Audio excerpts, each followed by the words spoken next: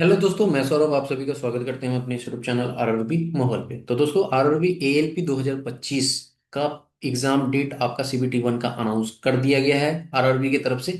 ये आपका पेपर 16 से 18 फरवरी 2026 को होने वाला है। तो अब आपके पास ऑलमोस्ट वही 25 दिन मान के चल सकते हो, 25 दिन है आपके पास। और 25 दिन में आपको जरूरत है प्रैक्टिस की, फिनिशिंग देने की। तो देखो, एएलपी में बहुत ज्यादा, मेरे अकॉर्डिंग बहुत ज्यादा मैथ्स तो हार्ड नहीं पूछा जाता, बट अगर आप एक आईटीआई की कैंडिडेट हो तो हो सकता है कि आपको मैथ्स लगेगी थोड़ा हार्ड है। तो ये सिर्फ सीबीटी वन में ही नहीं, सीबीटी टू में भी पूछा जाता है। तो मैथमेटिक्स एक अच्छा है और स्कोरिंग सब्जेक्ट है। यहाँ अगर आप स्कोर करोगे तो आप पेपर को क्लियर कर लोगे। जैसे कि मैंने आपको ऑलरेडी बता रखा है कि लास्ट ईयर 2024 में मेरा एएलपी, मैं साइको तक गया था। साइको में अनफॉर्चुनेटली मैं फेल कर गया थोड़े से मार्क्स से।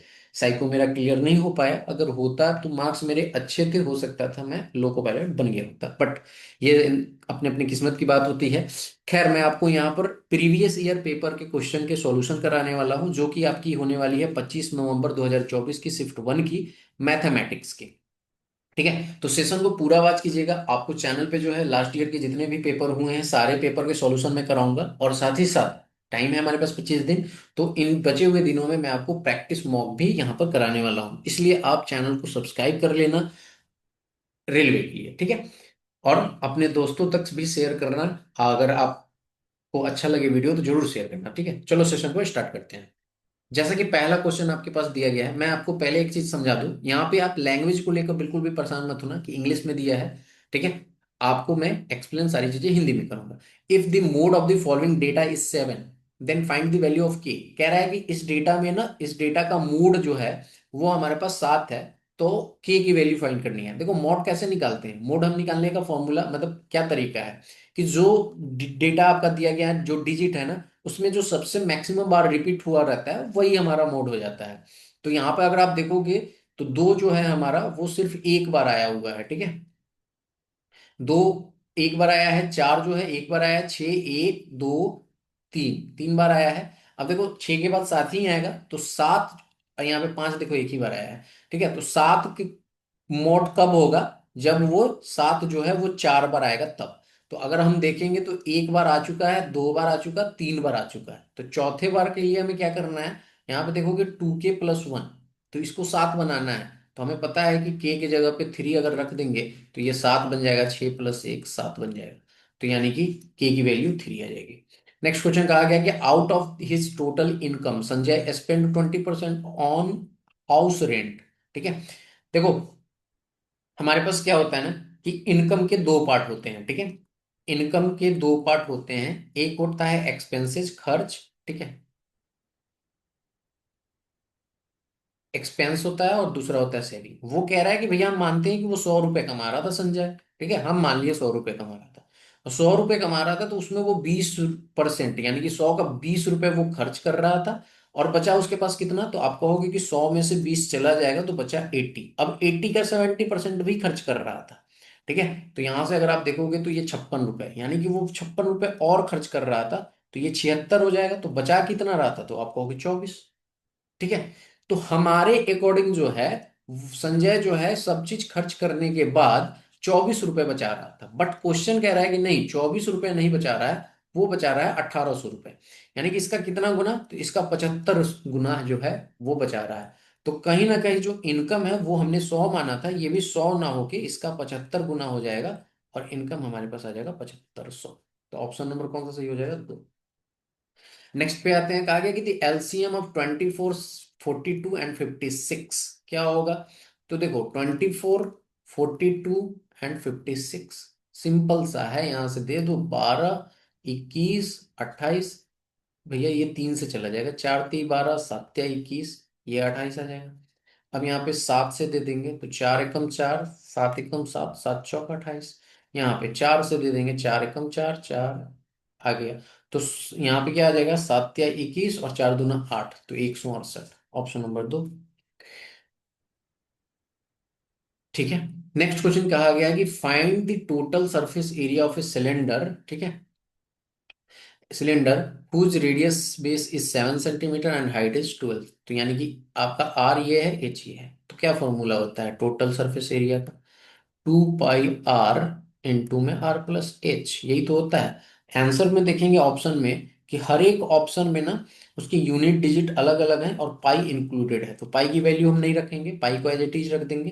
तो 2 पाई आर की जगह पे हमारे पास क्या आ जाएगा 7, और यहाँ पे 7 + 12। ठीक है। तो हमें एक चीज पता चल पाया है कि ये 14 पाई 7 दूना 14 और इंटू में 19। अब मैंने कहा कि यहाँ पर यूनिट डिजिट अलग अलग है सारे ऑप्शंस में, बस हम सिर्फ यूनिट डिजिट को देखेंगे तो 9 चक कितना आता है 36, यानी कि यूनिट डिजिट पे 6 होगा, वही हमारा आंसर होगा। मल्टीप्लाई करने की पूरी जरूरत नहीं, 266 रहेगा। नेक्स्ट क्वेश्चन पे कहते हैं कि इवेल्युएट द गिवन एक्सप्रेशन, 4 × 3 = 12, 3 दूना 6, 13 में से 6 गया 7। तो कुछ क्वेश्चन ही नहीं था। इवेल्युएट दिस, अब देखो इसको आप मल्टीप्लाई करोगे 297 को 303 से, तो ये आप 3 लाइन में अलग करोगे तो ज्यादा टाइम लगेगा। बस आप एक चीज कर सकते हो, 297 को हम 300 में से 3 घटाएंगे तो 297 हो जाएगा, और 303 को हम क्या लिख सकते हैं 300 + 3। अब आप देख पा रहे हो कि a minus b into a plus b, formula क्या कहता है कि ए स्क्वायर माइनस का बी स्क्वायर।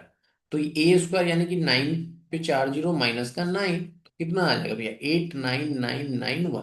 ऑप्शन नंबर कौन सा सही हो जाएगा? Option number 1। ठीक है। तो देखो आपको इसी तरह आप भी अगर प्रैक्टिस करोगे तो ऐसे ही क्वेश्चन को आप फास्ट सॉल्व कर पाओगे, लेकिन ये कब होगा जब मैक्सिमम प्रैक्टिस करोगे तब। यहाँ पे आगे देखते हैं क्वेश्चन में, Jaggu can make a wooden one wooden chair in 3 days। Jaggu एक चेयर एक दिन में, अगर एक चेयर 3 दिन में बनाता है, रब्बू वही चेयर 4 दिन में बनाता है, अगर दोनों मिल जाते हैं साथ तो ऐसे 14 चेयर वो कितने दिन में बनाएंगे? तो देखो एक चेयर जग्गू कितने दिन में बना रहा है, तो आप कहोगे 3 दिन, और रब्बू कितने दिन में बना रहा है 4 दिन। अगर टोटल देखें यहाँ पे तो 12 LCM यानी 12 यूनिट काम है, इसकी इफिशियंसी 4 आ जाएगी, इसकी इफिशियंसी 3 आ जाएगी। दोनों मिल जाते हैं जग्गू एंड रब्बू, तो इफिशियंसी कितनी हो जाती है 7। तो एक चेयर जो है, एक चेयर जग्गू प्लस रब्बू मिलके वो कितने दिन में बना पाएंगे? तो 12/7 एक चेयर। तो कह रहा है 14 चेयर, तो इससे हम क्या करेंगे 14 से मल्टीप्लाई करेंगे ना इसमें, 14 से इसमें मल्टीप्लाई करेंगे तो दोनों साइड 14 से हम क्या करेंगे मल्टीप्लाई करेंगे, तो 7 दूना 14, 12 दूना 24, यानी कि 24 दिन उनको 14 चेयर बनाने में दोनों को साथ लग जाएगा। ठीक है।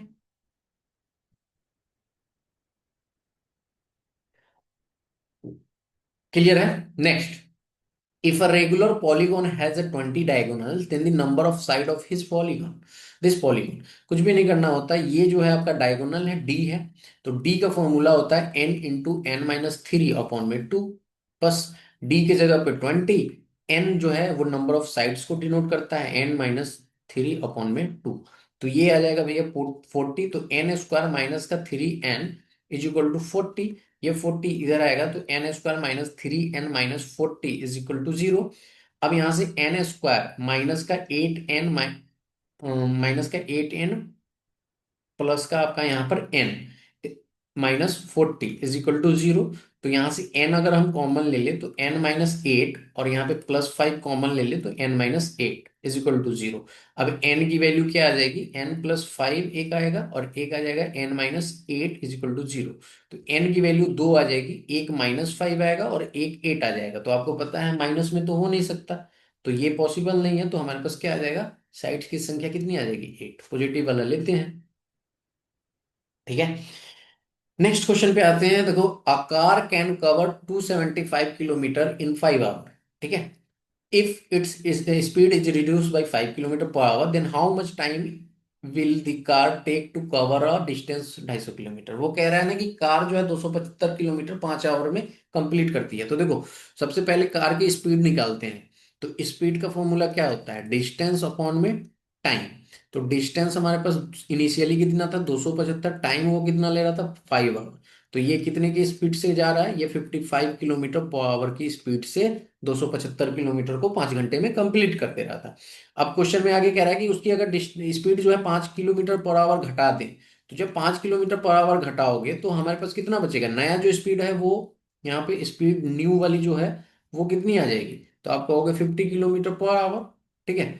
अब इससे कितना डिस्टेंस कवर करना है 250, ठीक है, तो टाइम निकालने के लिए हम क्या करेंगे, डिस्टेंस अपॉन में स्पीड। तो डिस्टेंस हमारा 250 है और स्पीड नई वाली 50 है, तो 5 आवर लग जाएगा। ठीक है, ऑप्शन नंबर 4। और यहाँ पे कह रहा है a driven sorry a driver rowing at a speed of 3 kilometre per hour in still water takes double time going 50 kilometre up stream compared to going 50 kilometre down stream if speed of the driver against, अच्छा, the speed of the driver against the stream is, okay. तो देखो मैं मान लेता हूं ना कि speed of driver जो है वो आपका वी एस, ठीक है, हाँ, नहीं वी एस नहीं, वी ड्राइवर है ना, तो वी डी मान लेते हैं, हमारे पास ये दिया गया है 3 किलोमीटर पर आवर। ठीक है, स्पीड ऑफ स्ट्रीम क्या हो जाएगा, वी एस। ठीक है, ये हमें पता नहीं है। डाउन स्ट्रीम का फॉर्मूला क्या होता है, अगर आपका यहाँ पे वी डाउन का हो तो डाउन का फॉर्मूला क्या होता है, पी डी। ठीक है, वी डी,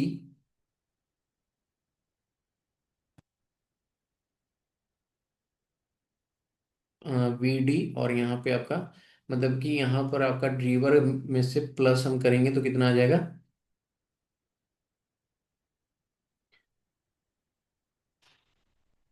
कहाँ गया कहाँ गया, हाँ वी एस।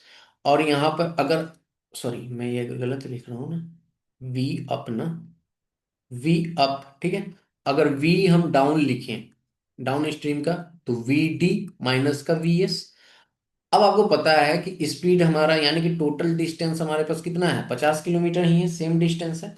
तो डिस्टेंस हमारा जब सेम है तो 50 अपॉन हम क्या लिख सकते हैं, टाइम के लिए, फिर डिस्टेंस अपॉन में स्पीड, तो स्पीड क्या आ जाएगा, वी डी। तो वी डी की वैल्यू कितनी है, 3। ठीक है, 3 प्लस में क्या आ जाएगा, वी एस, और इज इक्वल टू यहां पर क्या आ जाएगा, 50 अपॉन में क्या आएगा, 3 माइनस का वी एस। आपको पता है कि चीजें क्या कहा गया है कि जब ये, ठीक है, अप स्ट्रीम हुआ और ये जब डाउन स्ट्रीम जाता है तो डबल हो जाता है। तो ये आपका जब डबल कब हो जाएगा, यहां से अगर काटोगे तो ये 50 50 कट जाएगा, तो ये आ जाएगा 6 plus v s is equal to 3 minus v s. Oh sorry, ये 3 वी एस आएगा ना। तो यहां से अगर आप देखोगे तो ये आ जाएगा आपका, ये 2 वी एस आएगा ना, हाँ। तो ये वी एस अगर इधर लाओगे, ठीक है, तो ये वी एस हमारे पास कितना आ जाएगा, 3 वी एस बन जाएगा, और ये 6 में से 3 चला जाएगा तो 3 आ जाएगा, इसको काटोगे तो हमारे पास कितना आ जाएगा, 1। यानी कि स्पीड ऑफ स्ट्रीम वाला जो है वो आपका कितना आएगा, 1 किलोमीटर पर आवर आ जाएगा। आपसे पूछा क्या गया है, speed of driver against the stream, यानी कि आपका पूछा क्या गया है, आपका यहाँ पर पूछा गया है बेसिकली डाउन स्ट्रीम। ये बताइए ये क्या है। तो डाउन स्ट्रीम यानी कि वी डी हमने कितना माना था, 3 किलोमीटर, और माइनस हमारे पास वी एस आया है 1, यानी कि 2 किलोमीटर पर आवर जो है इस क्वेश्चन का आंसर है। नेक्स्ट क्वेश्चन क्या कहा गया कि study the following graph, okay. Question क्या पूछा, how many unit of TV sets were produced on Monday to Tuesday together. Monday को 200, ट्यूसडे को 300, 300 200 500। Which of the following option represent two successive discount are equivalent to a single discount of 84%। तो देखो ये तो बहुत easy है, successive अगर आप पढ़े होगे तो, ठीक है। ऐसे देखो ऑप्शन को देखिए कि लग रहा है ऐसे, तो यहाँ पे टिक हो चुका है ना, नहीं तो ऐसे भी अगर आप देखोगे तो 16, 8 दूना 16 ना, तो वही 100 में से 16 चला जाएगा तो आपको कितना आएगा, 84। देखो यही वाला होगा, क्योंकि और कहीं पे भी अगर देखोगे तो माइनस करने पे नहीं आ रहा। फॉर्मूला क्या होता है सक्सेसिव का, D1 + D2 माइनस का D1 इंटू में D2 अपॉन में 100। तो यही वाला लोगे तो ये कितना आ जाएगा, 20 प्लस में 80, 100 माइनस 80 × 20 अपॉन में 100। तो ये कट जाएगा, 16 आ जाएगा, 100 में से अगर आप 16 घटाओगे तो कितना आ जाएगा, 84, जो कि इसके बराबर हो जाएगा। ठीक है, नेक्स्ट क्वेश्चन क्या कहा गया है कि if the sum of the two digit number and the number obtained by reversing the digit 99, okay, if the digit of number differ by 5 then two digit number can be, अच्छा। ठीक है, तो देखो मैं मान लेता हूं कि पहला जो डिजिट है ना 10x + y है, और दूसरा जो है रिवर्सिंग है 10y+x है, और दोनों का सम जो है 99 है। तो हम देख पा रहे हैं कि 11x+11y हमारे पास क्या आ रहा है 99। यहाँ से 11 कॉमन ले लोगे तो 11×9 = 99, यानी कि हम x+y=9 लिख सकते हैं। तो ये एक इक्वेशन हमारा बन जाएगा। दूसरा आगे कहा है क्वेश्चन में क्या, कि आगे कहा है कि if the digit number differ by 5। अब वो कह रहा है कि दोनों के बीच का जो डिफरेंस है वो 5 का होना चाहिए। तो बस ये इक्वेशन 2 आ जाएगा, इसको सॉल्व करो। वाई वाई कैंसिल आउट हो जाएगा, 2x की वैल्यू 14 आ जाएगी, x की वैल्यू 7 आ जाएगी। जब x की वैल्यू 7 आएगी तो y की वैल्यू भैया 2 आएगी, तभी तो 9 हो पाएगा। तो यहां से आपको क्या पता चल पा रहा है? ठीक है, तो देखो यहां से आपका एक चीज ये बन पा रहा है कि ये देखो यहाँ पे क्या बना, x और y। तो यहाँ पर आपका 72 भी हो सकता था और 27 भी हो सकता था, तो 27 आपका इस क्वेश्चन का आंसर दिया गया है।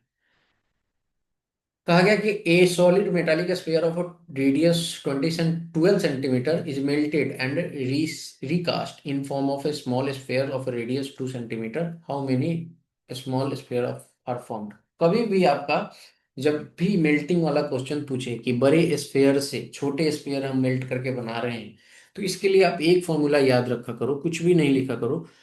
कैपिटल आर का क्यूब = n × स्मॉल आर का क्यूब। सिंपल। या आप डायरेक्ट ऐसे लिख सकते हो, n = R/R, capital R upon small r whole power cube. अब ये कैसे होगा? देखो, स्फीयर वॉल्यूम का फॉर्मूला, वॉल्यूम ऑफ स्फीयर क्या होता है, 4/3 पाई आर क्यूब, यही होता है ना। तो लार्ज वाले के लिए अगर आप कैपिटल आर लो, तो मैं यहाँ कैपिटल आर लेता हूँ, और इस स्मॉल वाले के लिए हम क्या करेंगे, यहाँ पर स्मॉल आर ले लेंगे, तो 4 पाई आर क्यूब। ठीक है, अब देखो ये 4 पाई कैंसिल आउट आ जाएगा यहाँ से, तो सिर्फ बचा क्या यहाँ पर, यहाँ पर कैपिटल आर और यहाँ पे स्मॉल आर, और नंबर ऑफ निकालना रहता है तो हम एन से मल्टीप्लाई कर देते हैं, तो वही मैंने आपको यहाँ पे लिखा। तो सिंपल सा फॉर्मूला याद रखो कि जब भी कभी आपको पेपर में मेल्टिंग वाला क्वेश्चन दिखे, तो n = कैपिटल स्फीयर वाले में n = capital R divided by small r. Capital R जो बड़ा वाला संख्या है वो 12, स्मॉल आर हमारे पास छोटा, इसको क्यूब। अब यहां से देखेंगे तो ये 6 आ जाएगा, 6 का क्यूब हमारे पास क्या दे देता है, 216। आई होप कि आपको समझ में आ रहा होगा मैं क्या समझाना चाह रहा हूँ। In a water duration will sum of money double itself 10% per annum simple interest. देखो प्रिंसिपल है, वो कह रहा है कि डबल कब हो जाएगा, अमाउंट उसका 2p हो जाएगा कितने रेट ऑफ इंटरेस्ट से, तो एस आई क्या आ जाएगा, तो S I amount minus principal. तो अमाउंट हमारे पास 2p माइनस प्रिंसिपल, यानी कि p। तो टाइम का फॉर्मूला क्या होता है, एस आई इंटू में 100 अपॉन में क्या आता है, प्रिंसिपल इंटू में रेट ऑफ इंटरेस्ट।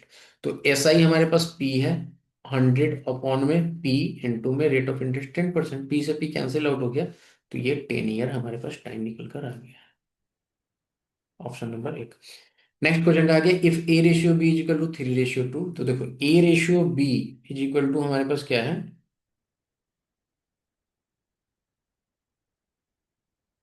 3/2, एंड यहाँ पे कह रहा है कि B/C हमारे पास है 3/2। देखो चेंजेज किस में है, बी और बी सेम होना चाहिए ना, तो चेंजेज इसमें करना है, तो इसमें करना है तो हम क्या करेंगे, ये 3 है और ये 2 है, तो अगर इसको हम 3 से मल्टीप्लाई कर दें, जब भी मल्टीप्लाई करना फुल में करना सारे में, तो इसको भी 2 से मल्टीप्लाई करना पड़ेगा, तो ये 9 बन जाएगा। रेशियो हमारे पास, यानी कि मैं यहाँ पे ए लिख देता हूँ, बी एंड यहाँ सी, तो ये 9 बन जाएगा, ये हमारा 6 बन जाएगा, ठीक है। और ये हमारा कितना बन जाएगा भैया, ये 2 है ना, मैंने 3 3 क्यों लिख दिया, ये हमारा बन जाएगा 4। तो 9/6/4, ऑप्शन नंबर एक। Next question, simplified the value. अब देखो यहाँ पे क्या है, 3 जीरो और ये 4 जीरो, 4 जीरो होना 5×2 = 10, यानी कि 10 पे 4 जीरो से मल्टीप्लाई करो तो एक जीरो तो आपका कैंसिल आउट हो जाएगा, तो बचेगा क्या, यानी कि 3 जीरो आएगा, तो 0 0 0 1, यही आंसर आ जाएगा, सिंपल।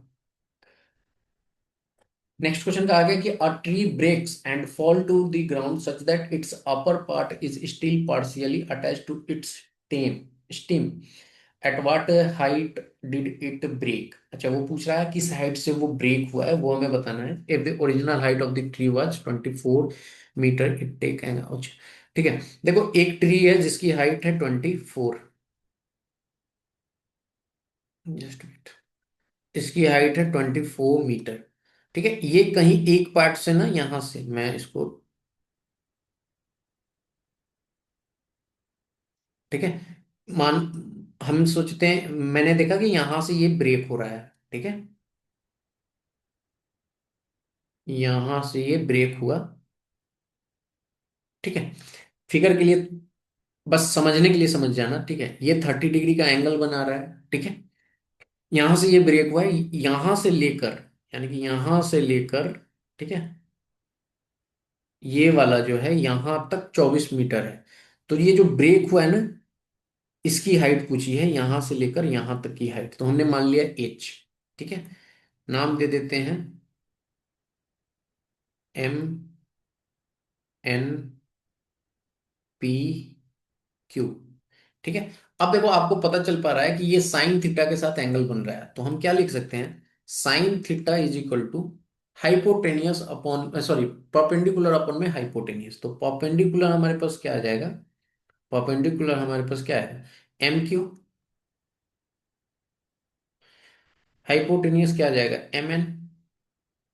ठीक है, अब देखो एम एन को हम क्या लिख सकते हैं, एम क्यू की तो वैल्यू एच है, एम एन को हम क्या लिख सकते हैं, तो एम एन को, ये जो ब्रेक हो रहा है, तो अगर हम देखें तो ये हाफ में ब्रेक हो रहा है, तो 24 - एच कर देंगे, जो भी ये ब्रेक हो रहा है ना। तो अगर ये वाली हाइट पता चले तो 24 में से यही उसकी लेंथ होगी। तो यानी कि हम लिख सकते हैं 24 - एच। अब साइन की वैल्यू, साइन 30 डिग्री, 30 डिग्री की वैल्यू 1/2, एच अपॉन में 24 माइनस का एच, मल्टीप्लाई कर दो तो 2h is equal to 24 - h, ये एच इधर आएगा तो 3h इज इक्वल टू 24, इसको काट दो तो ये 8 आ जाएगा, तो एच की वैल्यू क्या आ जाएगी, 8। यही पूछा था ना कि 8, एच की वैल्यू क्या है, तो 8 होगी। तो फिगर ड्रॉ कर लेना, तब आप समझ पाओगे। नेक्स्ट क्वेश्चन पूछा है दी अर्थमेटिक मीन ऑफ ऑब्जर्वेशन, ये दिस डेटा दिया गया है। तो देखो अर्थमेटिक मीन कैसे हम फाइंड कर सकते हैं, जो भी डेटा है उसको लिखने के बाद देखेंगे कि नंबर ऑफ कितना है, जो मिडिल संख्या होगी वही होगा। अगर कभी ऑड संख्या है, ठीक है, तो ऑड संख्या है ना, तो वो जो मिडिल संख्या, जैसे कि मान लीजिए ऑड संख्या क्या होगा, अब मान लो जैसे तीन, तीन ऑड संख्या है ना, तो एक दो तीन, तो ये मिडिल वाला हो जाएगा, ये आ जाएगा। अगर फाइव है, ठीक है, ऑड संख्या फाइव, तो एक दो तीन चार पांच ऐसा है ना, तो ये तीन आ जाएगा, ऐसे करके है। अगर कभी इवन संख्या आ गया तो n+1 अपॉन में क्या करते हैं, 2, ये वाला होता है। ठीक है, अब देखो यहां से हमारे पास क्या है कि हम पहले संख्या को गिनेंगे कि क्या है, ऑड है या इवन है, एक दो तीन चार पाँच छः सात आठ नौ, ऑड है, यानी कि मिडल वाला होगा। तो हम इसको अरेंज कर लेते हैं, 39 49 59 60, ठीक है, 70 80, then 90, again 90, and then 93।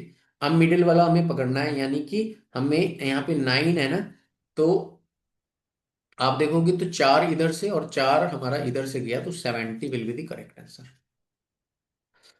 A sell a bicycle to B at a profit of 20% and B sell to C at a profit of 25%. ठीक है, if C pays 1500, तो what did A pay? तो A कितने में खरीदा था, तो देखो C जो पे कर रहा है, तो C की कॉस्ट प्राइस क्या है,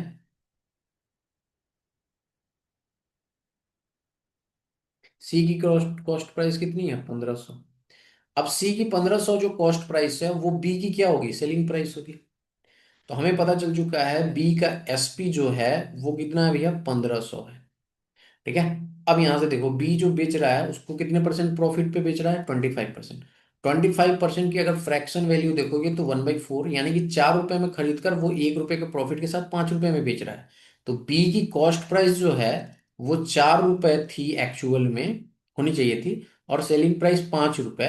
ठीक है, तो 5 का ये 1500, यानी कि इसका कितना गुना, 300 गुना। तो इसका भी सेलिंग प्राइस, कॉस्ट प्राइस का भी 300 गुना, यानी कि 1200 रुपए में वो खरीद रहा था। अब बी जो खरीद रहा है वो ए का क्या होगा, सेलिंग प्राइस होगा। तो ए का एसपी हमारे पास कितना आ जाएगा, 1200 रुपए। अब वो बेच कितने पे रहा था, 20% डिस्काउंट प्रॉफिट पे। तो इसका फ्रैक्शन वैल्यू 1/5, यानी कि ए की कॉस्ट प्राइस कितनी होगी, 5 रुपए होगी। तो सेलिंग प्राइस उसकी 6 रुपए होगी। लेकिन ये 6 रुपए ना होके ये 1200 रुपए है, यानी कि इसका 200 गुना। तो 5 रुपए ना होके इसका 200 गुना ज्यादा होगा, और 1000 रुपए में वो खरीदा होगा। तो ऑप्शन नंबर कौन सा सही हो जाएगा। ठीक है। तो ये था आपका 25 नवंबर की शिफ्ट वन में जो एएलपी में क्वेश्चन सीबीटी वन में पूछे गए थे उसका सॉल्यूशन। कैसा लगा session? Thank you for watching. और लाइक शेयर सब्सक्राइब जरूर कीजिएगा। रेलवे के लिए आपको ये चैनल सब्सक्राइब करना जरूरी है, क्योंकि आपको मैंने कहा ना कि एएलपी की जो प्रीवियस ईयर पेपर है या आने वाले रेलवे की जो भी एग्जाम है, आपके एनटीपीसी हैं, ये सारे एग्जाम के आपके क्लासेस यहाँ पे मिलने वाले हैं। ठीक है। सो उसके लिए आप सब्सक्राइब करके रख लीजिए। मिलेंगे अगली वीडियो में, तब तक इतना ही। जय हिंद, जय भारत, सबके ख्याल रखिए।